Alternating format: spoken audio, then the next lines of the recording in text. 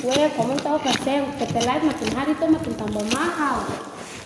Berkata uang sesing ada lah. Iya, kita miskin, itu tambah miskin lagi. Dia kemana bisa dana tuh, pergi pulang ini. PP 50. Iya kak, baru BBM dong cabut, semua jadi mahal. Pemerintah bikin susah rakyat sah.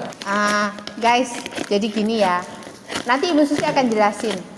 Subsidi dicabut itu sebenarnya pemerintah bikin susah rakyat atau sebenarnya pemerintah mau bantu rakyat.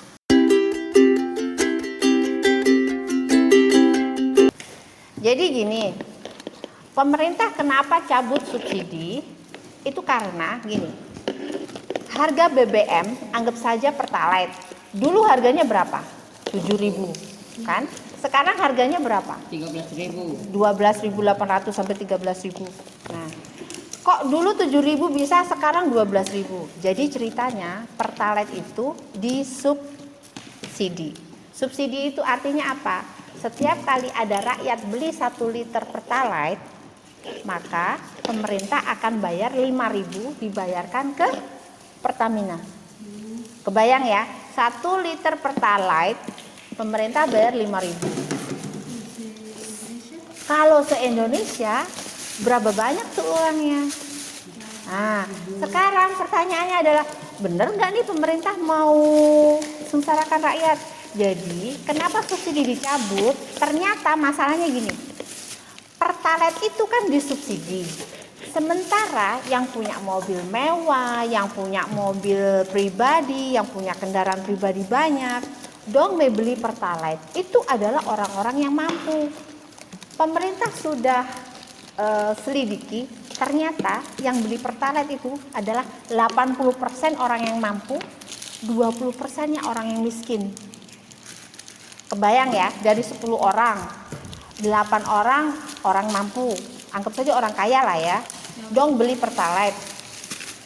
Kalau 1 liternya adalah 5.000 subsidinya, berarti 8 kali 5 berapa?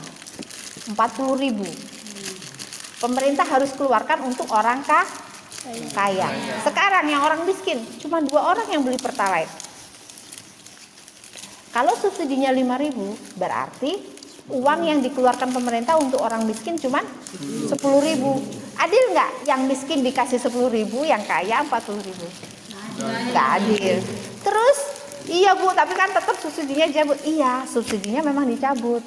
Tapi pemerintah ambil dana yang dari subsidi tadi dikasih untuk perlindungan sosial dan bantuan sosial untuk masyarakat.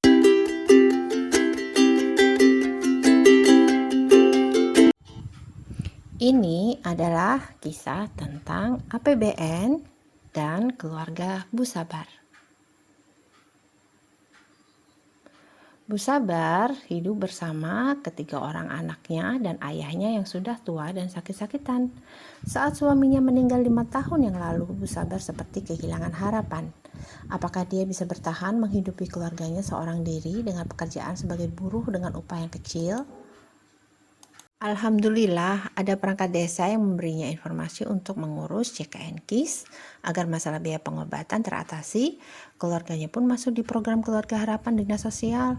Anak-anaknya masih sekolah mendapatkan program Indonesia Pintar dan anak yang pertamanya mendapatkan KIP kuliah karena prestasinya dalam bidang seni.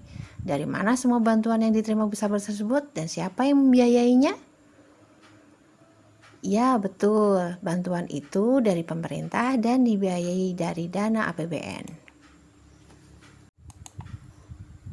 Lalu, apakah yang dimaksud dengan APBN? APBN adalah anggaran pendapatan dan belanja negara yang biasanya disusun dan dianggarkan setiap tahun oleh pemerintah dan dibahas bersama DPR.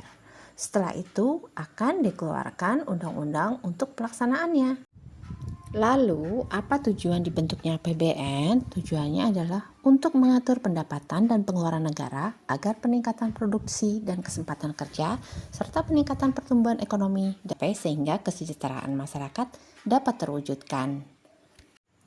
Lalu, dari manakah sumber APBN? APBN bersumber dari penerimaan pajak, penerimaan bukan pajak, dan hibah dari negara lain.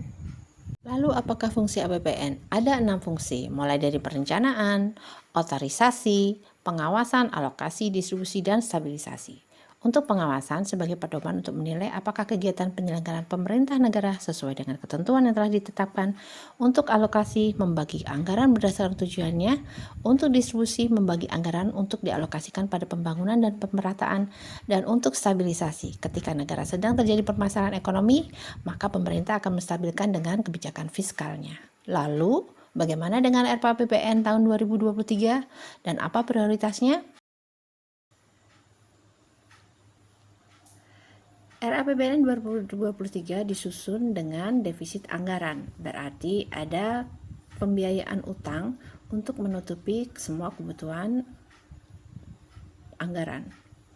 Prioritasnya yang pertama, meningkatkan kualitas sumber daya manusia lewat pendidikan yang berkualitas, transformasi sistem kesehatan, akselerasi perlindungan sosial sepanjang hayat, meningkatkan efektivitas implementasi reformasi birokrasi, dan pembangunan infrastruktur pendukung transformasi ekonomi, revitalisasi industri bernilai tambah dan berorientasi ekspor, serta adaptasi teknologi hijau dan pengembangan kawasan EBT.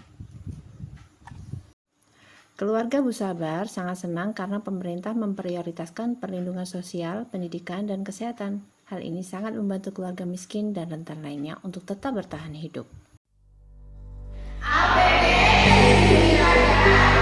APBN